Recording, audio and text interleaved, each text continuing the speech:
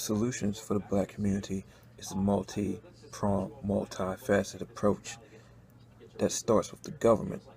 The government is the one that caused the problems for the black community: slavery, Jim Crow, mass incarceration, all the reasons that the middle black family is worth $1,700 when you take away the family car. That means of all the black homes, half of them are worth less than $1,700 and half are worth more than $1,700. When it comes to the white family, the middle, the median, middle family is worth $100,000 when you take away the family car. That's a big discrepancy. Wealth is not income. You could have a decent income, but if you have debt and other things that come up, you're not able to build that wealth. And that wealth is important because that wealth is passed down through generations. That wealth can be used for college, can be used as loans for starting businesses. The black community is not able to do that as well as the white community because of the things that the government did. The government sponsored attack on black people. The government sponsored socialism, where black people put in all of that work. The government took the money and gave it to white people. During Reconstruction period, black people could not get Social Security. They could not get the free land that was given out, even though they did a lot of the work building the railroads, did a lot of agriculture, and getting the Industrial Revolution started. Black people were not able to benefit, black descendants of slaves. So, in terms of solutions for the black community, hold your government accountable. Affirmative action needs to be restored to being descendants of slaves only, black women and black men. Not people from Africa, not people from other countries, not white women, not other communities' women. They can cut out their own deal, their own inclusion deal. Affirmative action is not about inclusion. It's about not inclusion in terms of different faces. It's about inclusion in terms of wealth, and it's to restore the wealth that was stolen. And the next part, the next solution, is reparations. The money that was just taken for all that hard work that we were not able to benefit from because of slavery, because of Jim Crow, because of mass incarceration. Therefore, you're not able to own homes. Black people have one of the worst home ownership rates in this country. The black descendants of slaves.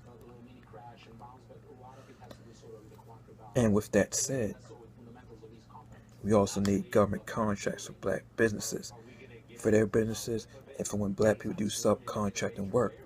The government works with other groups of people. They're not doing it for themselves 100%. Government gives them contracts to do work. So the government pays them money. And the government pays farmers money, people in agricultural money for their crops when they aren't able to sell enough. The government does things to help other groups of people. People aren't 100% doing it on their own.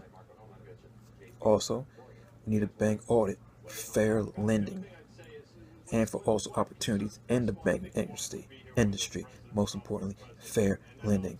For businesses, because the Small Business Administration, right, as it stood in terms of Obama, was that 2% of the small business loans went to black people, black descendants of slaves. Under George W. Bush, it was 6%. That's unacceptable. We make up 13% of the population. It should be at least 10%. Also, you need extreme criminal justice reform, because that affects economics and it affects mental health and prosperity. Get the laws in order. Get the laws enforced fairly. Get the unjust laws that are punitive towards black people. Get those removed as well. That's where you have to hold your government accountable. War on drugs was against black people, specifically black men. That has to be changed. And also, beyond criminal justice reform, which is very, very important, because if you're in jail and you're locked up, you can't make money, because because in terms of the private prison industry, they do increase the economics of certain communities. I mean, you can see that in various places, even when you deal with illegal immigrants in Texas. You get a lot of very, very cheap labor that helps the economy. People are benefiting off people in jail. That's unacceptable.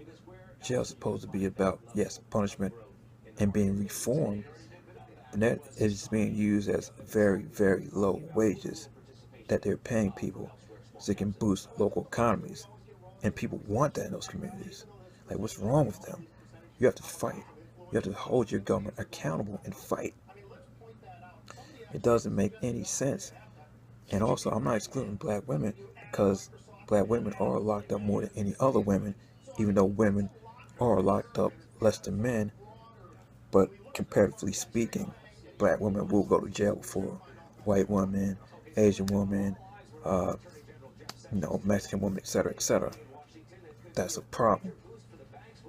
Also, another solution, the final solution, once everything else is taken care of in terms of reparations, restoring affirmative action, government contracts, bank audits, criminal justice reform, is free mental health care to take care of your mind for everything that black people have been through in this country for hundreds of years, the stories of their ancestors, what they have to deal with today.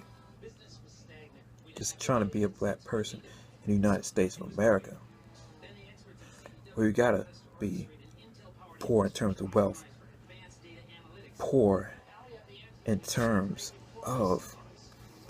of just social, from a social standpoint. We don't have the social capital.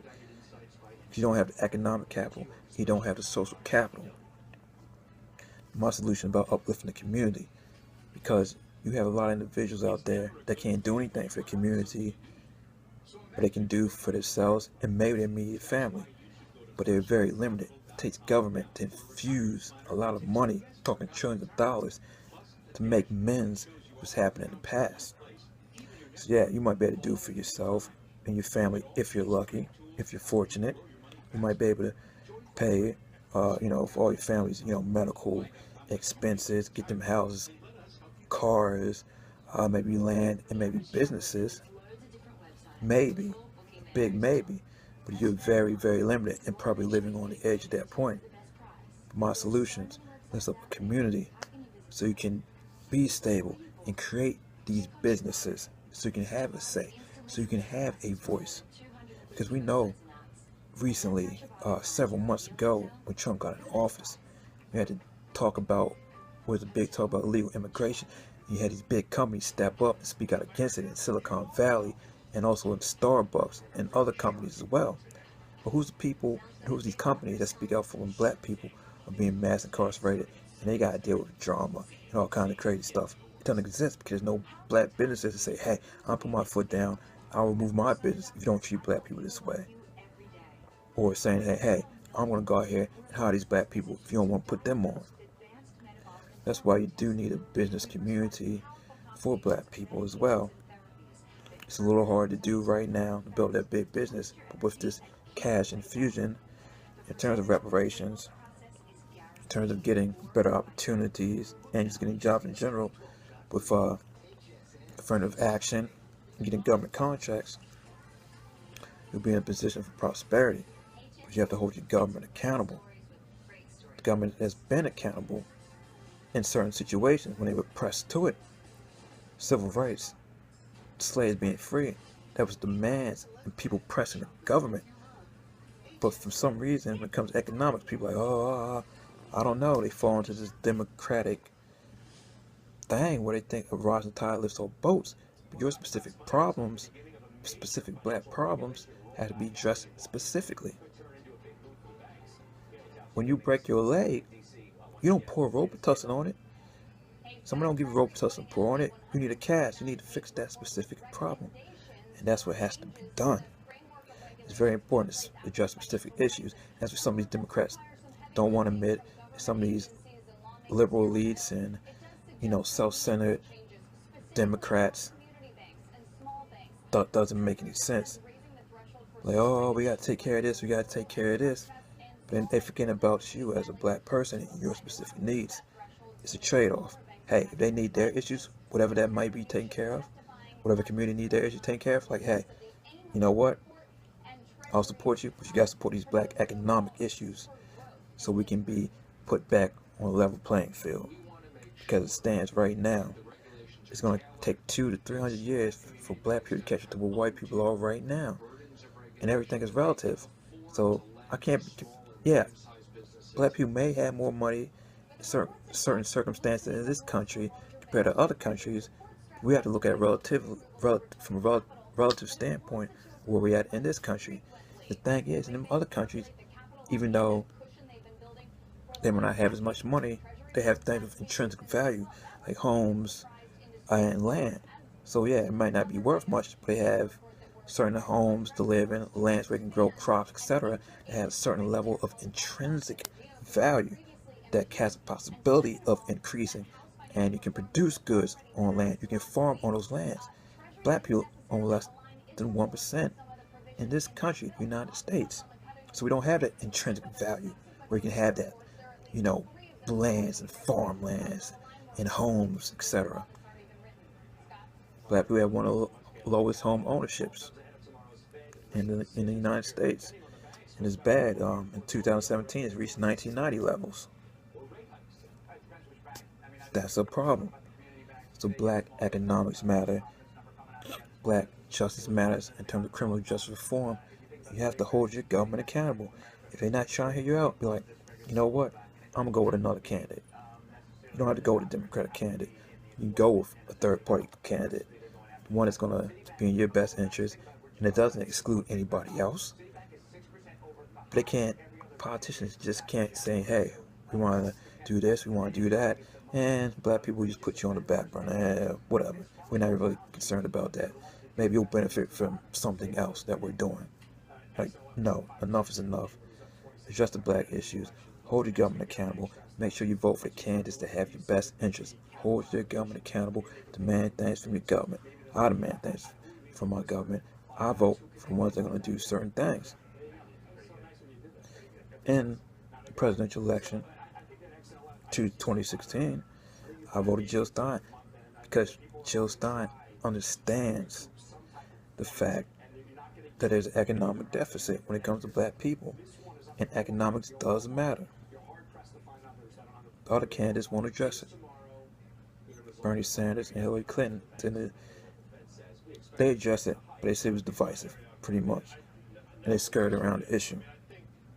So hey, if Democrats are supposed to be liberal, you shouldn't lose any votes for wanting to do something for black people, should you? No. You get what you want as well, for whatever issues you may be having. And black people also get things that they need, which is economic. Because remember, in the United States, the Japanese, Native Americans, and even the Jews, which is the United States did not participate in the Holocaust, have been given money and compensated. Doesn't make any sense. And black people have been in the United States for a very long time, descendants of slaves. Hold your government accountable. Hold your government accountable. Vote for candidates that will have your best interests. Lift your community. It doesn't exclude anyone else just because you get something. No other community would take that. Hold them accountable. Stay on your officials, local, federal officials. Make sure they have your interests. Ask them what they're going to do.